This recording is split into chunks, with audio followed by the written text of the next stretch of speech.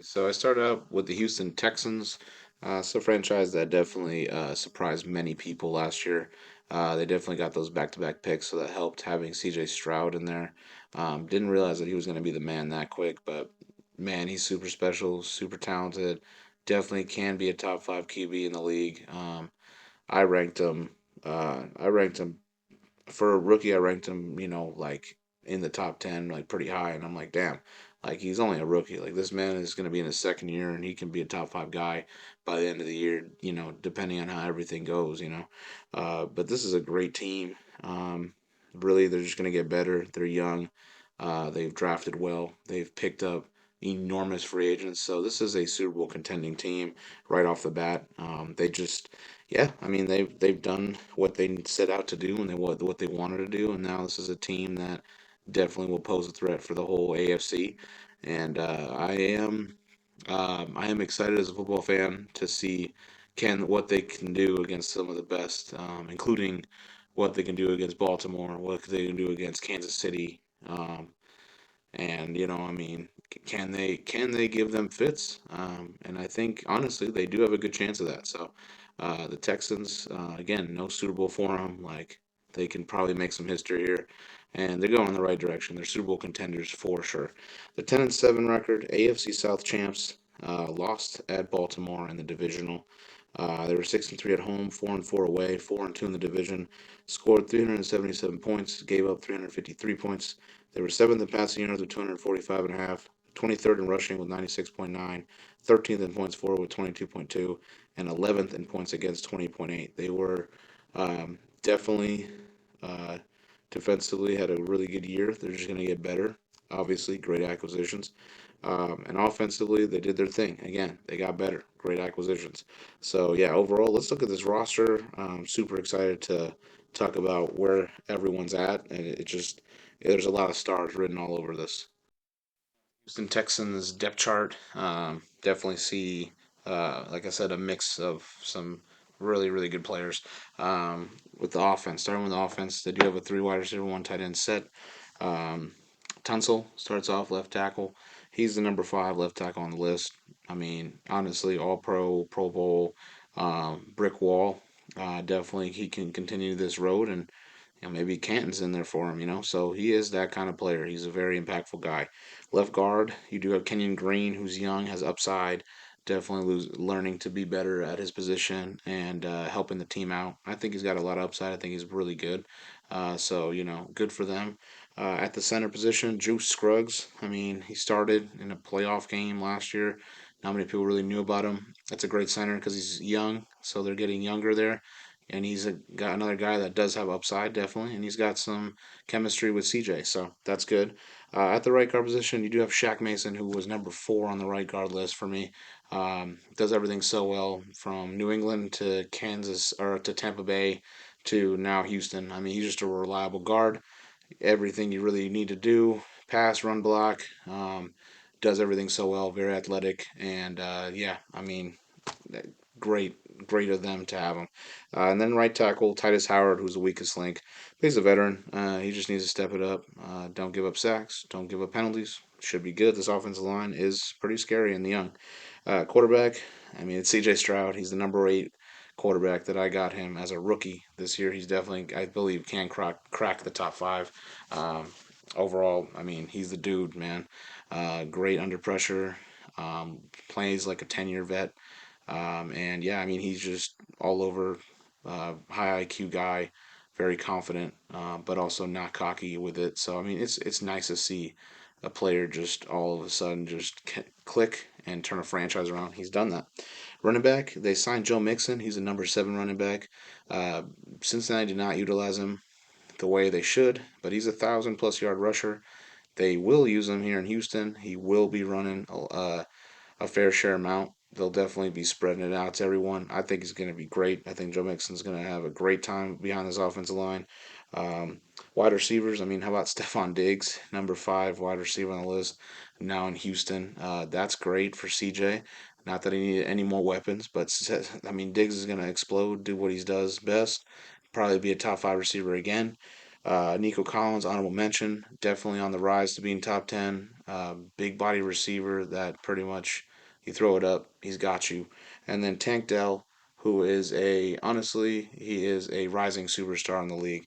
I think he stays healthy, he does what he does. CJ Stroud's going to definitely throw him the ball. He's going to be phenomenal. He's going to be a star in this league, superstar in this league. And yeah, I mean, very entertaining offense. And Dalton Schultz, who's the number 10 tight end, definitely had some better games than not last year, and I think he's going to do just that. CJ Stroud safety blanket in case he doesn't get anyone open, like him and his 30,000 weapons here. So Dalton Schultz, though, he does provide a great offense and also pretty good blocker. So at the defensive side of the football, they do run a 4-3 base. This man, they have DN Will Anderson. This man is a superstar.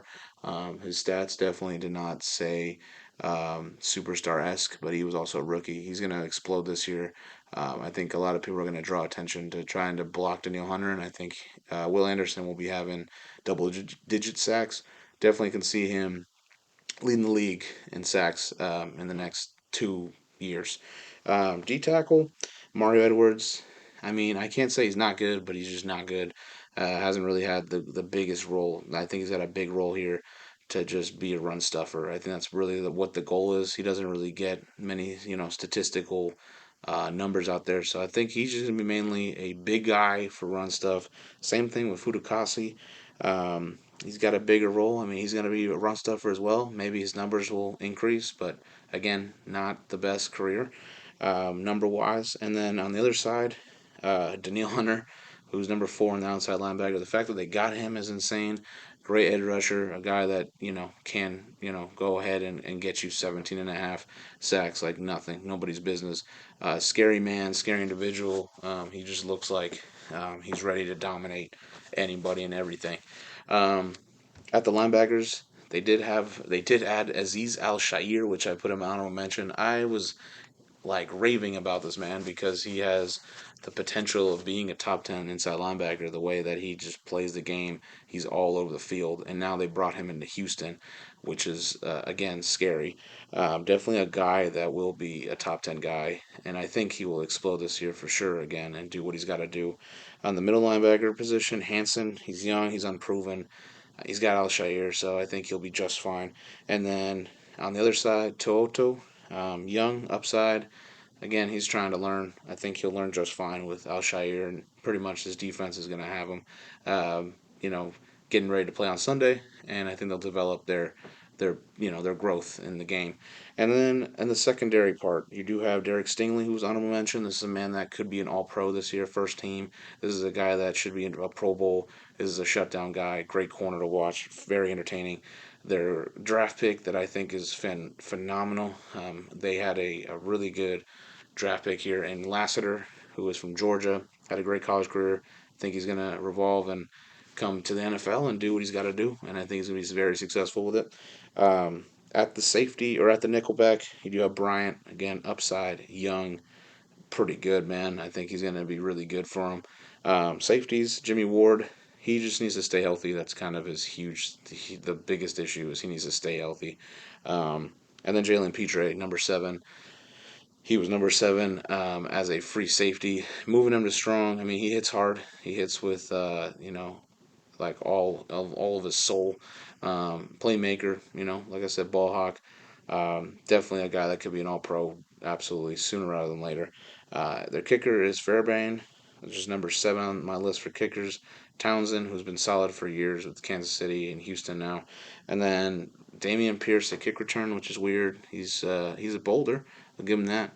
Other than that, this is not. There's not many weaknesses on this roster. It just looks scarier and scarier.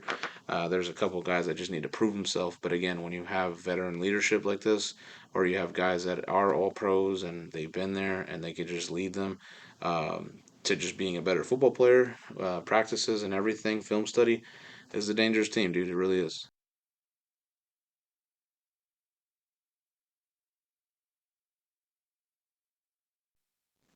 For the Texans' schedule, yeah, um, they're gonna be tested, but also I feel like this is a pretty good way for them to be a number 1 seed, really. I believe with the talent that they got around them, this is a team that can be a number one seed. Absolutely, they stay healthy and everything. It's a dangerous team, dude. Again, this is a Super Bowl contending team. They did beat the Indianapolis Colts in Week One. They'll do the same with the Bears. Do the same with the Vikings. Do the same with the Jags. I think they'll lose to the Bills. The Bills will get one on them.